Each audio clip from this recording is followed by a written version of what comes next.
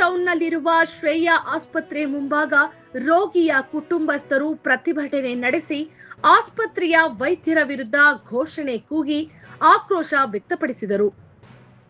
ಆಸ್ಪತ್ರೆಯ ವೈದ್ಯಾಧಿಕಾರಿಗಳ ವಿರುದ್ಧ ಗಂಭೀರ ವೈದ್ಯಕೀಯ ನಿರ್ಲಕ್ಷ್ಯದ ಆರೋಪ ಕೇಳಿಬಂದಿದ್ದು, ಸಂಬಂಧಪಟ್ಟವರ ವಿರುದ್ಧ ಕಾನೂನು ಕ್ರಮ ಕೈಗೊಳ್ಳುವಂತೆ ಜಿಲ್ಲಾ ಆರೋಗ್ಯಾಧಿಕಾರಿಯವರಿಗೆ ದೂರು ಸಲ್ಲಿಸಲಾಗಿದೆ.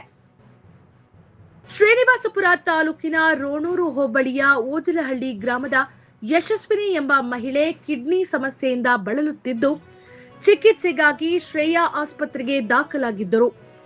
ಆಸ್ಪತ್ರೆಯ ವೈದ್ಯಾಧಿಕಾರಿಗಳಾದ ಕೃಷ್ಣಯ್ಯ ಶೆಟ್ಟಿ ಹಾಗೂ ಇತರರು ಕಿಡ್ನಿ ಶಸ್ತ್ರಚಿಕಿತ್ಸೆ ವೇಳೆ ನಿರ್ಲಕ್ಷ್ಯ ತೋರಿದ್ದು, ಇದರಿಂದ ಕಿಡ್ನಿ, ಯೂರಿನ್ ಬ್ಲಾಡರ್ ಸೇರಿದಂತೆ ಇತರೆ ಅಂಗಾಂಗಗಳಿಗೆ ಹಾನಿಯಾಗಿದೆ ಎಂದು ಕುಟುಂಬಸ್ಥರು ಆರೋಪಿಸಿದ್ದಾರೆ.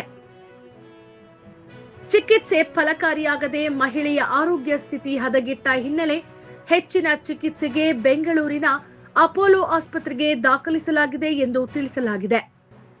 ಆಸ್ಪತ್ರೆಯ ನಿರ್ಲಕ್ಷ್ಯದಿಂದ ಕುಟುಂಬಕ್ಕೆ ಲಕ್ಷಾಂತರ ರೂಪಾಯಿ ವೆಚ್ಚವಾಗಿದ್ದು, ಇದಕ್ಕೆ ಆಸ್ಪತ್ರೆಗೆ ಹೊಣೆ ಎಂದು ದೂರಿನಲ್ಲಿ ಉಲ್ಲೇಖಿಸಲಾಗಿದೆ.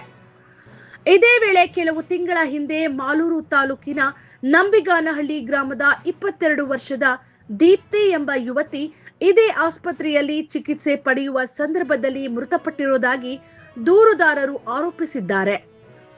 ಈ ಹಿನ್ನೆಲೆಯಲ್ಲಿ ಆಸ್ಪತ್ರೆಯ ಕಾರ್ಯವೈಖರಿಯ ಕುರಿತು ಸಮಗ್ರ ತನಿಖೆ ನಡೆಸಿ ತಪ್ಪಿತಸ್ಥರ ವಿರುದ್ಧ ಕಠಿಣ ಕಾನೂನು ಕ್ರಮ ಜರುಗಿಸಬೇಕು ಎಂದು ಆಗ್ರಹಿಸಲಾಗಿದೆ. ಯಶಸ್ವಿನಿಯ ಪತಿ ವಿನೋದ್ ಕುಮಾರ್ ಮಾಧ್ಯಮಗಳೊಂದಿಗೆ ಮಾತನಾಡಿ, ಸಾಮಾನ್ಯ ಕಿಡ್ನಿ ಸ್ಟೋನ್ ಸಮಸ್ಯೆಗೆ ದಾಖಲಾಗಿದ್ದ ರೋಗಿಗೆ ಚಿಕಿತ್ಸೆ ನೀಡುವ ವೇಳೆ ವೈದ್ಯರು ಯುರೇಟರ್ ಅನ್ನು ಸಂಪೂರ್ಣವಾಗಿ ಕತ್ತರಿಸಿ ತೀವ್ರ ರಕ್ತಸ್ರಾವಕ್ಕೆ ಕಾರಣವಾಗಿದ್ದಾರೆ ಎಂದು ಆರೋಪಿಸಿದ್ದರು.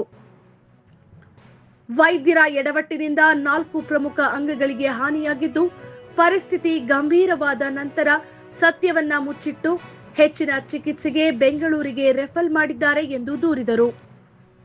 ಆಸ್ಪತ್ರೆಯಲ್ಲಿ ಅಗತ್ಯ ಮೂಲಸೌಕರ್ಯಗಳು ಹಾಗೂ ಸಿಟಿ ಸ್ಕ್ಯಾನ್ ಸೌಲಭ್ಯಗಳ ಕೊರತೆ ಇದ್ದರೂ ರೋಗಿಗಳನ್ನ ದಾಖಲಿಸಿಕೊಂಡು ಹಣ ವಸೂಲಿ ಮಾಡಲಾಗುತ್ತಿದೆ ಎಂದು ಸಂಬಂಧಿಕರು ಆರೋಪಿಸಿದ್ದು, ಆಸ್ಪತ್ರೆಯ ವಿರುದ್ಧ ಸಿಒಡಿ ತನಿಖೆ ನಡೆಸಿ ಸಂತ್ರಸ್ತ ಕುಟುಂಬಗಳಿಗೆ ಸೂಕ್ತ ಪರಿಹಾರ ನೀಡಬೇಕು ಹಾಗೂ ಆಸ್ಪತ್ರೆಯ ಮುಚ್ಚುವಂತೆ ಸರ್ಕಾರ ಕ್ರಮ ಕೈಗೊಳ್ಳಬೇಕು ಎಂದು ಒತ್ತಾಯಿಸಿದ್ದಾರೆ. ಸಂವಿಧಾನ ಶಿಲ್ಪಿ ಡಾಕ್ಟರ್ ಬಿ.ಆರ್. ಅಂಬೇಡ್ಕರ್ ಅವರಿಗೆ, ಹುಚ್ಚ ಬಸವ ಅಂಬೇಡ್ಕರ್ ಅವರಿಗೆ,